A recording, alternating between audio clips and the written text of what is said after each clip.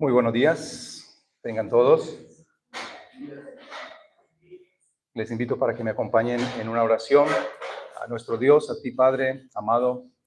Te damos gracias en esta mañana. Estamos contentos, estamos gozosos de poder estar aquí, de poder disfrutar este tiempo de comunión, de reunión con la iglesia y con las personas que hoy nos escuchan y están aquí también en este auditorio, invitadas para escuchar tu palabra, para aprender de ti, para conocerte a ti. Señor, permite que nuestra mirada esté fija hoy en Cristo. Dirige, Padre, nuestro corazón y toda nuestra atención a aquel que es digno de recibir toda gloria, honra y honor. Aquel que es nuestro Señor y Salvador Jesucristo, a quien rendimos hoy loor, a quien damos gracias por darnos este privilegio de ser hechos hijos de Dios. Allí en Juan, en el Evangelio, dice que a todos los que le recibieron, a todos los que creen en su nombre, tú les has dado la potestad de ser hechos hijos tuyos. Así que gracias por este gran privilegio, gracias por tu palabra. Señor, temblamos ante ella cada vez que leemos las Escrituras, con total reverencia nos acercamos a ella, pues en ellas encontramos palabras de vida eterna y ellas son las que dan testimonio de Cristo. Aquel Cristo resucitado, aquel Cristo que venció la muerte, el pecado, que venció a Satanás y que hoy ha dado esa victoria a su pueblo y que hoy su pueblo vive en esta libertad bendita y gloriosa de los hijos de Dios, aguardando tu venida y aguardando, Señor, esta preciosa herencia eterna que tú ya tienes reservada allí en los cielos para todos aquellos que te aman, para todos tus escogidos. Permítenos hoy que a través de tu palabra seamos guiados, que tu Espíritu Santo, Señor, sea en cada uno, guiándonos al arrepentimiento, a la fe de Cristo, guiando almas de la muerte a la vida, de la oscuridad, de las tinieblas a la luz de Cristo, hermosa y preciosa. Oramos que en esta mañana sea una realidad en nuestras vidas, el que podamos hoy estar en paz contigo y disfrutar de tu paz cada día y de saber que no hay ninguna condenación para aquel que está en Cristo Jesús. Esta seguridad la das tú, Señor, por tu Espíritu Santo que has dado a todos aquellos que has escogido, a tus hijos. Gracias por tu palabra y oramos que sea tu palabra la que nos transforme y la que dirija nuestras vidas, que sea tu evangelio el que nos haga crecer en la gracia y conocimiento salvador de nuestro Señor Jesucristo. Y es en el nombre de Cristo que oramos. Amén. Bien, vamos a abrir nuestras Biblias allí en la carta del apóstol Pablo a los Gálatas, que es el mensaje que estamos desarrollando durante esta serie que realmente es impactante y realmente nos conmueve nuestro corazón también al ver la realidad que se estaba viviendo en aquella época, que también es una realidad que estamos viviendo hoy. Como mensaje podríamos llamarlo, puede tener muchos títulos, pero en realidad lo quise llamar la vida centrada en el Evangelio. Bien, la vida centrada en el Evangelio. Vamos a leer los versículos del 1 al 5 del capítulo 3. Vamos al capítulo 3, allí de Gálatas, y vamos a leer los versículos del 1 al 5. Gálatas capítulo 3. Gálatas capítulo 3, versículos del 1 al 5. Bien, todos allí con sus Biblias, vamos a leer la palabra del Señor. Dice así: oh Gálatas insensatos, ¿quién os fascinó para no obedecer a la verdad? Vosotros, ante cuyos ojos Jesucristo fue ya presentado claramente entre vosotros como crucificado. Esto solo quiero saber de vosotros. ¿Recibisteis el Espíritu por las obras de la ley o por el oír con fe? ¿Tan necios sois? Habiendo comenzado por el Espíritu, ¿ahora vais a acabar por la carne? ¿Tantas cosas habéis padecido en vano? Si es que realmente fue en vano. Aquel pues que os suministra el Espíritu y hace maravillas entre vosotros, ¿lo hace por las obras de la ley o por el oír con fe? Bien, en los dos últimos mensajes, Oscar nos desarrolló allí magistralmente el versículo 1, y creo que de esto no hay que agregar mucho. Allí el apóstol Pablo estaba impresionado, tal vez indignado, por la actitud de aquellos hermanos de Galacia que se habían desviado de la centralidad del Evangelio. Habían prestado oídos a enseñanzas que trataban de sumar a la obra de Cristo, que trataban de complementar a la obra perfecta de Cristo realizada en la cruz, obras humanas hechas en base a justicia humana que pretendían hacer completa la salvación que Dios proveyó en Cristo. Y esto era grave, y esto lo explicó muy bien allí Oscar. Jesucristo fue declarado, fue presentado de una manera clara a ellos, de manera que se presentó a ellos como crucificado. Y ellos recibieron esta verdad y ellos creyeron esta verdad, pero estaban fascinados, estaban engañados, estaban como tal vez embrujados, por decirlo así. No era el punto de que estaban embrujados, pero sí era un tipo de engaño sutil que el enemigo había usado para desviarlo de la verdad del Evangelio. El apóstol Pablo finaliza el capítulo 2, recuerden o recordemos, cuando él muestra que el creyente es salvo cuando deja de confiar en sus propios esfuerzos morales o deja de confiar en su salvación por medio de obras o por medio de cumplir leyes. ¿Se acuerdan que el apóstol Pablo dijo que él estaba muerto a la ley? Ese morir a la ley precisamente nos habla de que nuestra salvación no está basada en méritos humanos, sino que está basada solamente en la fe en Jesucristo. Somos justificados por medio de la fe en Jesucristo. Entonces, mostraba también allí en el capítulo, al finalizar el capítulo 2, que el creyente es salvo cuando confía plenamente en la obra perfecta de Cristo hecha a su favor allí en la cruz. Y vemos que esta obra de gracia, o sea, este favor, este regalo inmerecido de Dios para con nosotros, hombres pecadores, produce en nosotros o produce en el creyente una nueva motivación, ¿bien? Una nueva motivación en todo lo que hace. De manera que todo lo que hace cuando es de Cristo, cuando ha sido salvado, lo hace también o debe hacerlo motivado por la gloria de Dios o hacer todo para la gloria de Dios. Eso es lo que vimos que el cristiano, por eso el apóstol Pablo dice que él vive ahora para Dios. La vida que ahora vive en la carne, la vive en la fe por el Hijo de Dios o para Dios. Eso fue lo que vimos al finalizar el capítulo 2. ¿Por qué lo recuerdo? Porque vamos a vincularlo con lo que esta mañana vamos a desarrollar.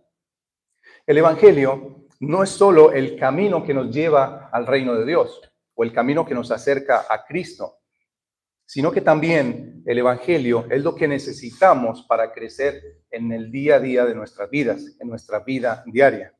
Nunca dejamos de lado el Evangelio. Siempre lo necesitamos.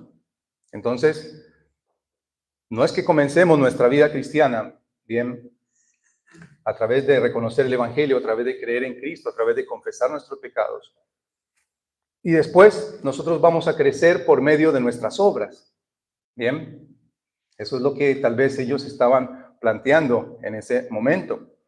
Del mismo modo, así como somos justificados solamente por la fe en Jesucristo, también nosotros somos santificados por esa misma fe continuamente.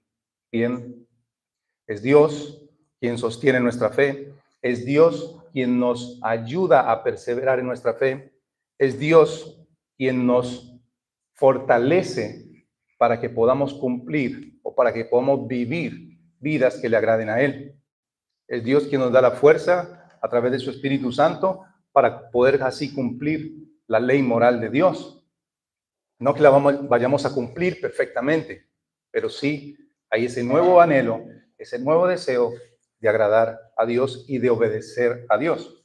Entonces, el Evangelio no es una serie de instrucciones que Dios nos da para que nosotros las cumplamos o para que nosotros, para indicarnos cómo debemos vivir. El Evangelio es mucho más que eso. El Evangelio es la palabra de Dios viva y eficaz. El Evangelio nos habla de Cristo. El Evangelio nos habla de lo que Él ha hecho por nosotros en la cruz. El Evangelio nos habla de la redención por la cual hoy usted y yo podemos acercarnos a Dios confiadamente a través de Jesucristo, solamente por su mérito y su gracia y su obra allí en la cruz. El Evangelio también nos habla de su salvación y nos habla también de su persona. Esto es el Evangelio y esto es lo que necesitamos hoy y lo que necesita usted hoy para ser salvo y es lo que necesito yo y cada uno de los creyentes para crecer en la fe y en el conocimiento de Cristo. Entonces, con esta breve introducción vamos a dar paso ya a desarrollar los versículos del versículo 2 en adelante. Y como les había mencionado al principio, que hablamos de la vida centrada en el Evangelio, el primer punto que quise titular es la vida cristiana en el Espíritu Santo. La vida cristiana en el Espíritu Santo. Vamos a ir al versículo 2. Vamos a leer el versículo 2 y dice: esto solo quiero saber de vosotros. Recuerden que allí se está dirigiendo a los hermanos o a las iglesias de Galacia, de esta zona de Galacia, donde habían varias iglesias que tal vez el mismo apóstol Pablo había fundado y de las cuales él había también visitado y pastoreado. Y les pregunta esto: ¿recibisteis el Espíritu por las obras de la ley o por el oír con fe? Luego también el versículo 3, porque este versículo 2 y 3 es un paralelo que es muy hermoso y lo vamos a estar desarrollando. Dice: tan necios sois, habiendo comenzado por el Espíritu, ahora vais a acabar por la carne. En estos dos versículos, obviamente Pablo está haciendo énfasis en lo que viene desarrollando en los capítulos anteriores. Hace énfasis en la verdad del Evangelio, el Evangelio de nuestra salvación, a través de dos contrastes. Vemos en el versículo 2 que él dice: ¿recibisteis el Espíritu por las obras de la ley o por el oír con fe? Entonces aquí hace un contraste entre el guardar la ley y el creer. Tengan en cuenta esto, este es un contraste, el guardar la ley y el creer. Ahora, después en el próximo versículo, en el 3, hace un contraste entre haber recibido o haber comenzado, por el Espíritu, y después dice, leo el texto, dice: habiendo comenzado por el Espíritu, ahora vais a acabar por la carne. Este paralelo o este contraste lo hace entre comenzar por el Espíritu y después el crecer o perfeccionarse por medio de esfuerzos humanos. Esto es acabar por la carne. Ahí lo vamos a estar desarrollando. Tengamos en cuenta entonces estos dos paralelos, o estos dos textos que son paralelos. Recordemos que la vida en Cristo es una vida espiritual. Bien, cuando Dios salva a una persona, esta persona nace de nuevo. Recuerden cuando Jesús le dijo a Nicodemo: es necesario que nazcas del agua y del Espíritu. Es necesario que la persona que recibe a Cristo, que es salvo, nazca de nuevo. Y este nuevo nacimiento no es algo humano, no es algo que yo genero, no es algo que viene por mí, es algo que es una iniciativa de Dios, es un milagro de Dios, es el milagro del nuevo nacimiento cuando Dios da vida a una persona que se encuentra muerta espiritualmente en sus delitos y en sus pecados. Esto es lo que se llama, o a lo que se denomina, la regeneración.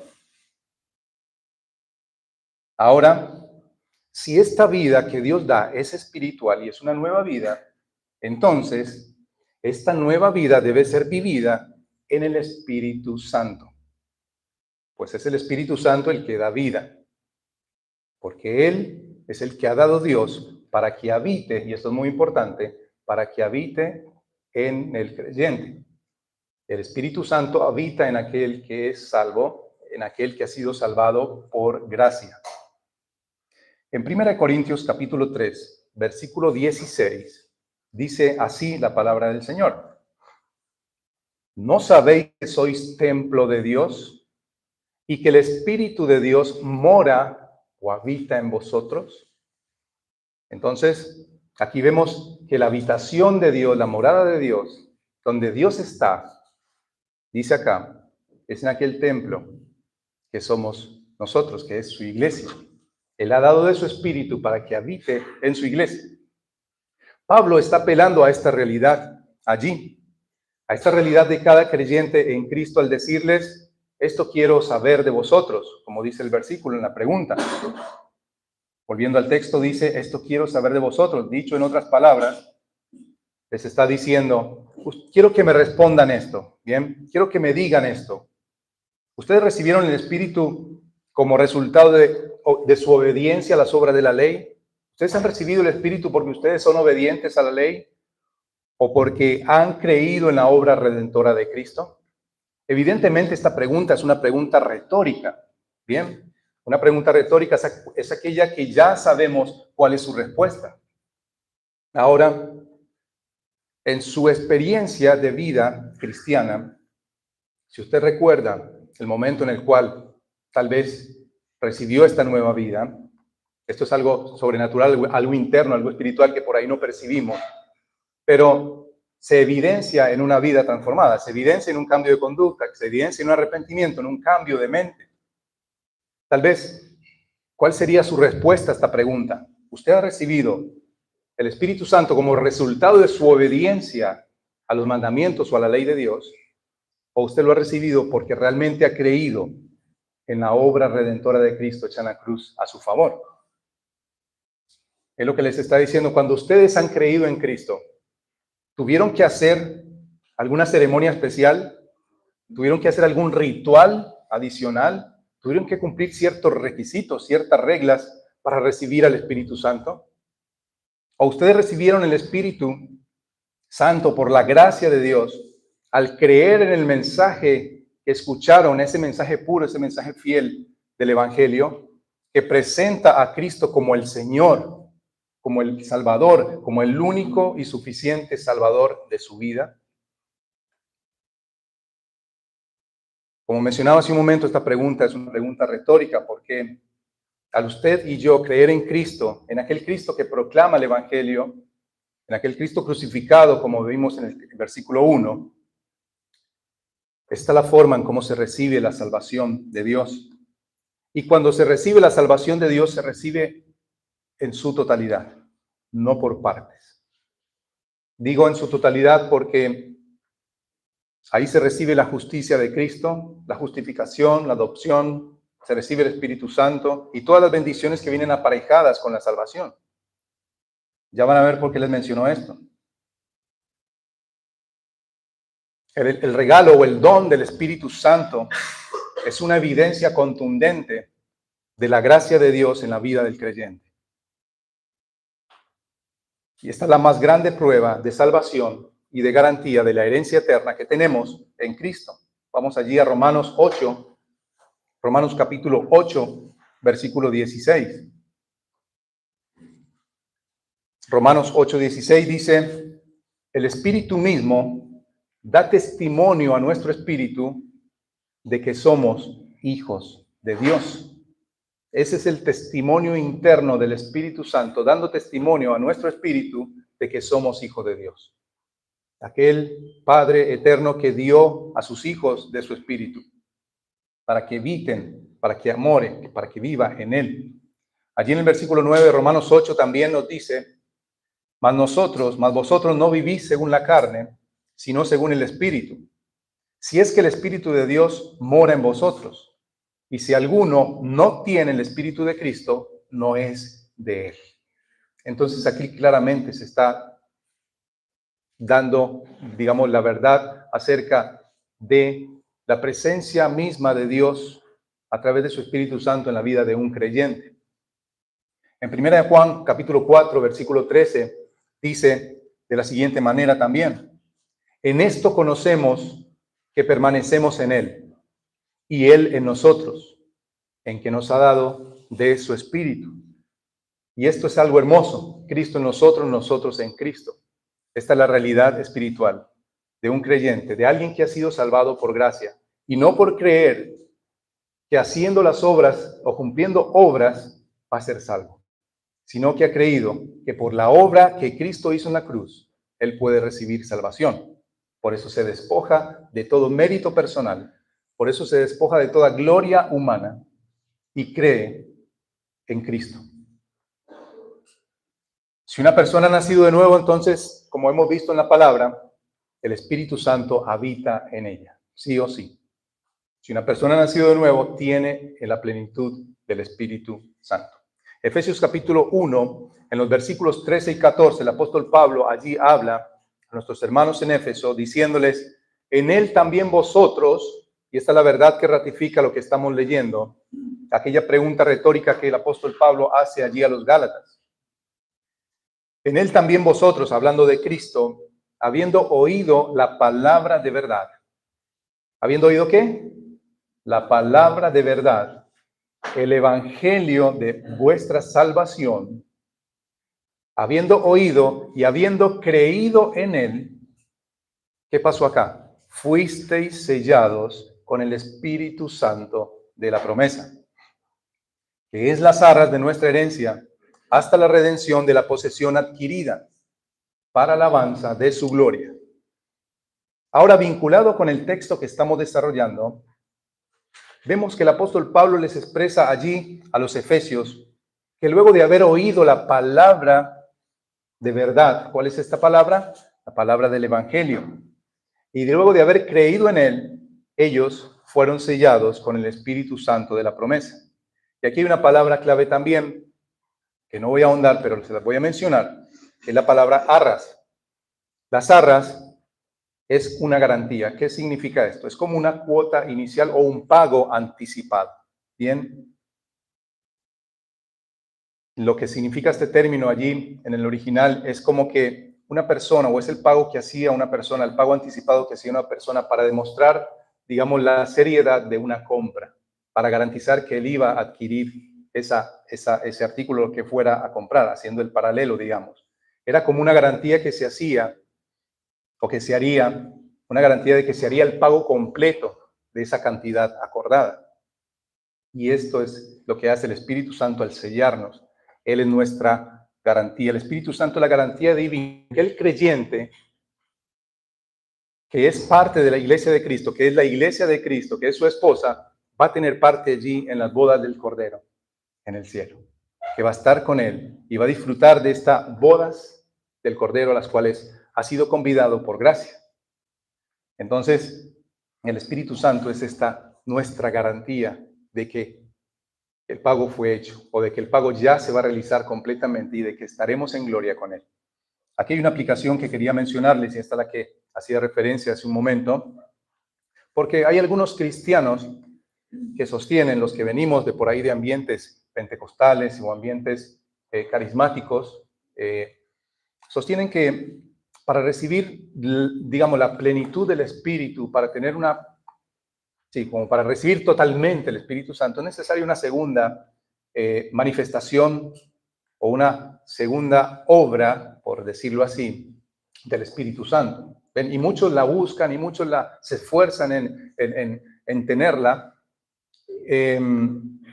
Y esto es lo que se denomina el bautismo del Espíritu Santo. Bueno, lo que denomina el bautismo del Espíritu Santo, que realmente, como lo hemos estado desarrollando y como lo vamos a seguir desarrollando, vemos que el creyente, al creer en Cristo, valga la redundancia, recibe la plenitud del Espíritu. No es que recibe una parte del Espíritu y luego necesite buscar una segunda experiencia.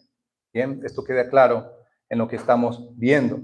Entonces, no hay un sustento teológico, bíblico, en querer o pensar que yo tengo que tener una segunda experiencia con el Espíritu Santo luego de haber sido salvo. La experiencia que vamos a tener con el Espíritu Santo es día a día, continuamente, hasta que nos vamos de esta tierra. En este proceso que la Escritura llama como un lazo continuo, como una cadena irrompible entre la salvación y la santificación, es este proceso de la santificación.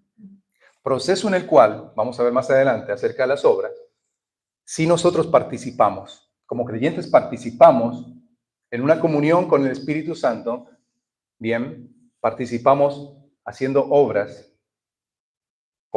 que vienen de haber sido rescatados, obras que vienen de una fe que actúa, una fe en la cual se ven las obras. Pero esas obras no son hechas en base o no son hechas para ganar el favor de Dios. Esas obras son hechas en gratitud a lo que Dios ha hecho por nosotros y en gratitud a la salvación que hemos recibido de Cristo. Eso lo vamos a ver en un momento, no me quiero adelantar. Entonces, el Espíritu Santo ya, la presencia del Espíritu Santo ya habita en este creyente, no necesita una nueva experiencia, no necesita buscar una segunda experiencia sobrenatural, ya él ha sido salvado, ya tiene la plenitud del Espíritu. Ahora después voy a mencionar la llenura del Espíritu, que ya tal vez es malentendida y vamos también a tocar un punto ahí brevemente, pero todo el creyente lo ha recibido en la salvación. Bien, todo lo ha recibido allí. Así que ninguna persona puede tener el Espíritu Santo antes de ser salvo y tampoco no puede no tenerlo al ser salvo. Bien, cierro acá la aplicación y seguimos con el desarrollo del mensaje. Bien, entonces todo creyente verdadero allí en la región de Galacia, a la cual a los Gálatas que se estaba refiriendo allí el apóstol Pablo, ellos habían recibido el Espíritu Santo. Bien, si habían creído en Cristo, si realmente eran salvos, ellos sabían y habían recibido el Espíritu Santo y tenían habitando en ellos el Espíritu Santo. Bien, ellos lo recibieron cuando creyeron en Jesucristo como su único y suficiente Señor y Salvador. Por eso Pablo los confronta con esta pregunta que vamos a decir que es una pregunta retórica. O sea, ¿cómo recibieron ustedes el Espíritu? ¿Por las obras de la ley o por el oír con fe? El apóstol Pablo los está sacudiendo y les está llamando, como nos mencionaba Oscar en su mensaje, al razonamiento. Dios nos dio la capacidad de razonar. Piensen, hermanos, ustedes han recibido a Cristo, ustedes tienen el Espíritu Santo, ustedes han sido salvos por medio de la fe, han creído en Cristo, la salvación es por la gracia de Dios, es un regalo. Ahora no vuelvan otra vez a pensar que ustedes por hacer algo pueden ganar o añadir a esa salvación. O sea, reflexionen en esto, piensen en esto, no sean, esta palabra de necios, iba a decir otra, pero bueno, es medio fuerte, pero tal vez en el original también esta palabra idiota es parte de la insensatez que mencionamos allá en el versículo 1. Pero bueno, hoy al igual que aquellos judaizantes, ¿no? De aquella época, también algunos tratan de añadir algunas cosas, ¿no? Algunas condiciones al evangelio, algunos requisitos que según ellos añaden más bendición a la obra de Cristo. Bien, y esto lo vemos sutilmente, ¿no? Hay que hacer esto, ¿no, hermanos? Tenés que ayunar 30 días para poder ayudar o ser mejor en el sentido de tener más salvación o tener más, no sé, más llenura, lo que sea.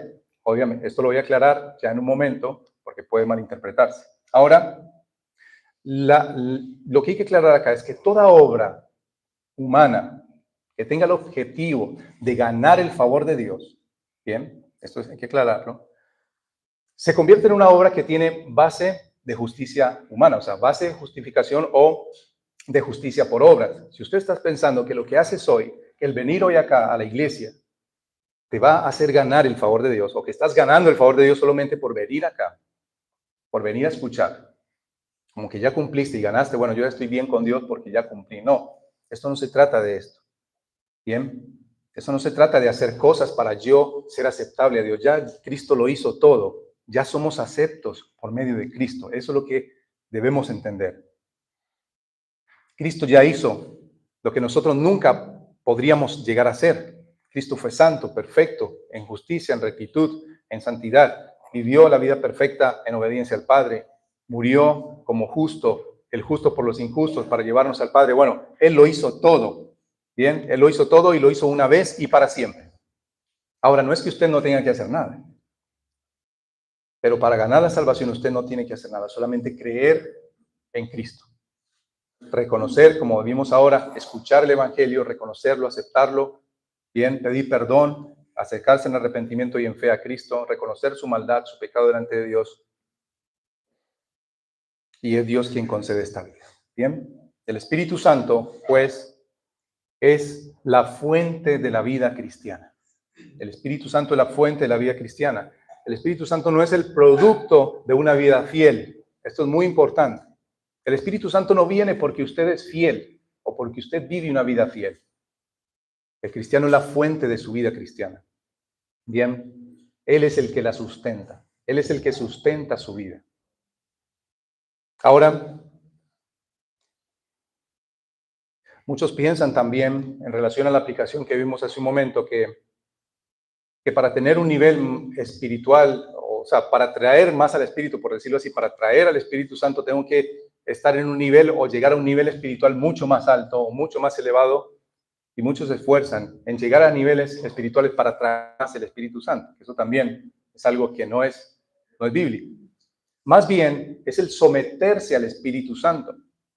Eso es lo que produce crecimiento en una iglesia, eso es lo que produce crecimiento en una persona. El someterse al Espíritu Santo es lo que nos llena o lo que nos lleva a la madurez espiritual. El ser lleno del Espíritu Santo igual a ser lleno de la palabra de Dios. Y esto es lo que muchos no entienden. Muchos buscan la llenura del Espíritu Santo a través de experiencias místicas. Tal vez hacen ayunos largos, tal vez hacen, no sé, sacrificios, no sé, ¿qué podemos imaginarnos? Muchos lo hicimos en algún momento, antes tal vez, de recibir el Evangelio de la Gracia o de entenderlo, haciendo miles de cosas, sacrificios, procesiones, como para recibir más de Dios o para ser más lleno de Él. Si usted quiere ser lleno del Espíritu Santo, usted tiene que ser lleno de la palabra, porque el Espíritu Santo está vinculado íntimamente con la palabra y el Espíritu Santo no va a obrar lejos o aparte del Evangelio o de la palabra. Entonces, ahí está la clave.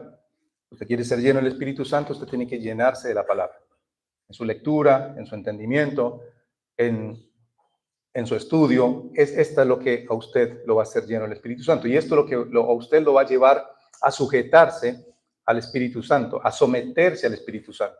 Cuando nos sometemos al Espíritu Santo, pues ahí realmente estamos entendiendo lo que estamos viendo acá, de que Él es el quien sustenta nuestra vida, Él es el que nos hace crecer y fuera de Él nada podemos hacer.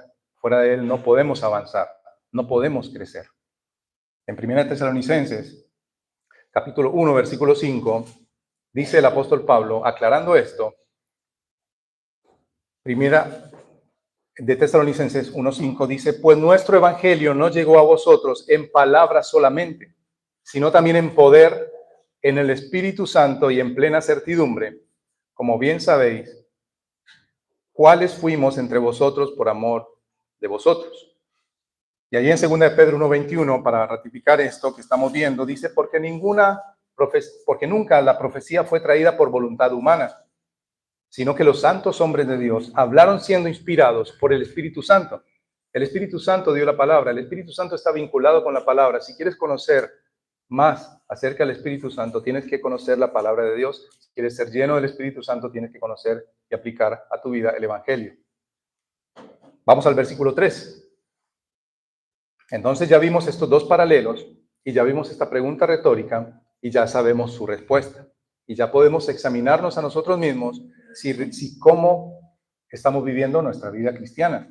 Si realmente la estamos viviendo o estamos haciendo lo que hacemos para agradar a Dios o estamos haciendo lo que hacemos para tratar de ganar el favor de Dios.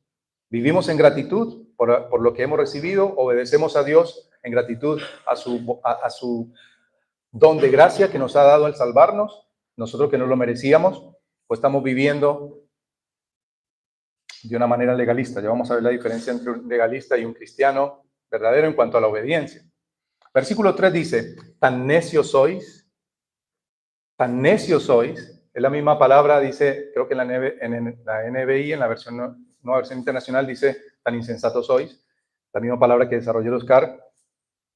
En el versículo 1, habiendo comenzado por el Espíritu, ahora vais a acabar por la carne. Sigo en el versículo 3 para cerrar estos paralelos que estamos viendo. En la cuarta versión de la Biblia textual, creo que algunos la tienen en el teléfono, pero la quise traer porque nos va a dar más claridad en este texto. En la cuarta versión de la Biblia textual dice, tan insensatos sois, habiendo comenzado por el Espíritu, ahora sois perfeccionados por la carne. Habiendo comenzado por el Espíritu, ahora sois perfeccionados por la carne. Es decir, hermanos, ¿cómo pueden pensar ustedes que su carne, que es débil, que su carne que es pecaminosa, que su carne que es imperfecta, puede mejorar la obra que el Espíritu Santo comenzó desde que ustedes creyeron al principio? Esto es lo que está diciendo allí. ¿Cómo pueden pensar ustedes que después de que han recibido el Espíritu, pueden ustedes crecer ahora por medio de su carne que es pecaminosa, que es imperfecta, que es débil? Entonces, la manera en que el Espíritu entra en tu vida, que es una obra de gracia, es un milagro sobrenatural de Dios, al darte nueva vida, debe ser la misma manera en que el Espíritu avance en tu vida. ¿Bien? Nacemos por el Espíritu y también vivimos por el Espíritu. Vivimos en fe, vivimos una vida de fe, como cantamos hace un momento. Entonces, al prestar oídos ellos y al prestar oídos nosotros también hoy a este tipo de enseñanzas que nos llevan a pensar en que yo puedo hacer algo para agregar a mi vida cristiana, para ser más acepto para con Dios. Al prestar oídos a estos, o pensar que es por esfuerzos humanos, por la carne, o por las obras de la ley, yo voy a ser perfeccionado. Entonces, pasa, lo que mencionó el apóstol Pablo en el versículo 1, ustedes se han olvidado del Evangelio. O sea, ustedes realmente parece que han dejado de creer en el Evangelio. Recuerden que ustedes son salvos por el Evangelio, pero después ustedes tienen que aplicar el Evangelio a sus vidas, a cada área de sus vidas. No se olviden del Evangelio. Siempre el Evangelio nos va a acompañar hasta el último día de nuestra vida. Bien. Y esa es la forma en cómo crecemos, cuando aplicamos el Evangelio a cada área de nuestras vidas. Cuando miramos más profundamente esta situación de los Gálatas, podemos afirmar cuán insensato. Ahora podemos decir, uy, qué insensatos que eran, ¿no? Pero cuando nos vemos a nosotros ahora, qué insensatos que somos. Cuando creemos que podemos alcanzar el favor de Dios a través de nuestra obediencia o a través de obedecer ciertos rituales o hacer ciertas cosas, pensando que con eso estamos ganando el favor de Dios. Cuando hablamos de las obras en la vida cristiana, y aquí también no quería desarrollarlo de Santiago, pero se me iba muy largo. Cuando hablamos de las obras del creyente, bueno, Dios preparó de antemano obras para que anduviésemos en ellas. Bien, esto es claro, lo dice la palabra. Lo que hacen las obras del creyente cuando hacemos algo bueno, ¿no? Cuando amamos a nuestro prójimo, cuando hacemos algo bueno por nuestro hermano, cuando amamos a nuestro hermano, cuando lo soportamos, cuando perdonamos, bueno, todo esto que hacemos que es bueno, es una evidencia de que nuestra profesión de fe en Cristo es genuina. ¿Bien? Eso es solamente lo que hacen las obras, ¿no? Evidencian que hay una vida nueva, una vida espiritual en aquella persona. Pero estas obras no producen salvación. ¿Bien? Eso es lo que tenemos que tener en claro. Estas obras no producen salvación ni más aceptación de Dios hacia mí. Dios nos aceptó solamente en Cristo. Aceptó su obra redentora, nos perdonó en Él y hoy somos vistos como santos a través de Cristo. Bien, por eso nos justificó, no por nuestras obras, para que nadie se gloríe. Entonces, la aprobación de esas buenas obras delante de Dios va a depender de dos factores. O sea, el que Dios apruebe o desapruebe esas obras que nosotros hoy estamos haciendo o que anhelamos y deseamos hacer, porque eso es lo que nuestra naturaleza nueva anhela y desea, es que en el poder de quién estamos haciendo las cosas que hacemos. ¿Se acuerdan que Ariel nos enseñaba, nuestro pastor, en cuanto al servicio? Nuestro servicio a Dios es en todas las áreas de nuestra vida, en nuestro trabajo, en nuestra casa, cuando estamos en todo lugar, estamos sirviendo al Señor. Y debemos hacerlo de la mejor manera. Ahora, la aprobación o desaprobación de esas obras se basa en dos factores. Uno de ellos es en qué poder yo hago estas obras. Y la otra es para la gloria de quién yo hago estas obras. Si estas obras se hacen en el poder del Espíritu Santo, que es lo que acabamos de ver, el Evangelio aplicado a nuestra vida, a cada área de nuestra vida, en el poder del Espíritu Santo, entonces van a producir obras que van a ser aprobadas por Dios porque están hechas en el poder del Espíritu Santo. Y también si esas obras se hacen para la gloria de Dios, no buscando nuestra propia gloria. Entonces, esas obras son aceptables a Dios y resultan gratas a Dios y traen gloria a Dios. Bien, ¿esto queda claro? Ahora, si estas obras se hacen en el poder de la carne, o se hacen en la carne, como acabamos de ver que estaban ellos tratando de hacer cosas para ganar el favor de Dios, y su motivación es el reconocimiento, ¿cuántas veces no hemos hecho cosas esperando que nos reconozcan, no? A mí me ha pasado, o sea, ustedes, y esperamos que nos reconozcan, y lo hacemos, bueno, esperando, como ahí, aquí estoy, lo hice. Bueno, nos pasa, y eso es lo que nos lleva a la reflexión. Si esta motivación de lo que hacemos, lo hacemos para nuestra propia reconocimiento, nuestro mérito personal, entonces esas obras son ineficaces y no son agradables a Dios. Bien, entonces la forma en cómo podemos, aquí ya hablamos, en cómo podemos diferenciar el legalismo de realmente una vida cristiana genuina. En cuanto a la obediencia, el legalismo obedece ¿para qué? Para ganar el favor de Dios. ¿Se acuerdan de aquel fariseo que oraba consigo mismo? Señor, te doy gracias porque doy diezmos, doy limonas, ayudo, hago esto, hago lo otro, wow, tantas cosas que hago para ti, Señor, realmente aquí estoy. Estas obras esta es una forma de legalismo, ¿no? El hacer cosas para ser visto, o el hacer cosas para decir, Señor, mira lo bueno que soy, como para impresionar a Dios, como si pudiéramos impresionarlo. Y por otro lado, tenemos una respuesta del corazón. Entonces todo se basa en la actitud del corazón. A esto voy. La obediencia del legalista, su actitud del corazón es ser visto, es recibir gloria, es recibir reconocimiento. Ahora, la actitud de un corazón humilde, que reconoce su pecado. Y como aquel publicano decía, Señor, sé propicio a mi pecador, ni aún levantaba los ojos al cielo y decía, Señor, perdóname, sé propicio a mi pecador. O sea, es la actitud del corazón la que marca. ¿En base en qué estás obrando? Tal vez hayas tratado de hacer cosas como, bueno, ya lo mencionamos, penitencias, promesas, rituales para ganar el favor de Dios. De esta manera nunca lo podrás lograr. Ni porque vayas a todos los cultos de todas las reuniones del domingo, ni porque, no sé, leas toda la Biblia 3 veces al año. Si esto no está hecho en el poder del Espíritu y para la gloria de Dios, pues es inútil. Hoy el Evangelio te llama a ver a Cristo como tu Señor, como tu único y suficiente Salvador.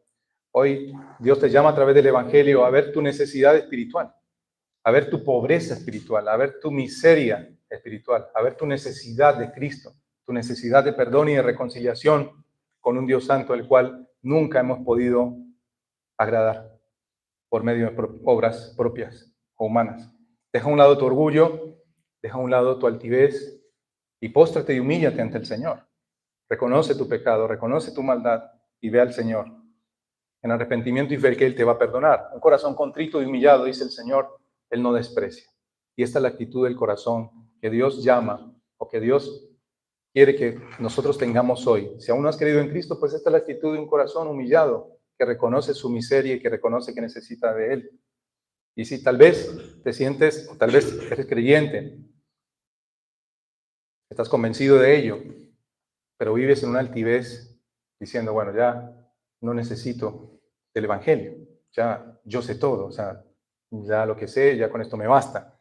Estás en una actitud de orgullo, pues también, de orgullo, también Dios te llama al arrepentimiento y a confiar nuevamente cada día más en la obra perfecta de Cristo hecha a tu favor. De esta manera ya hallarás paz, hallarás reposo, hallarás gozo en Él, en la presencia de Cristo, y hallarás una nueva vida en Él. Vamos a dejar acá.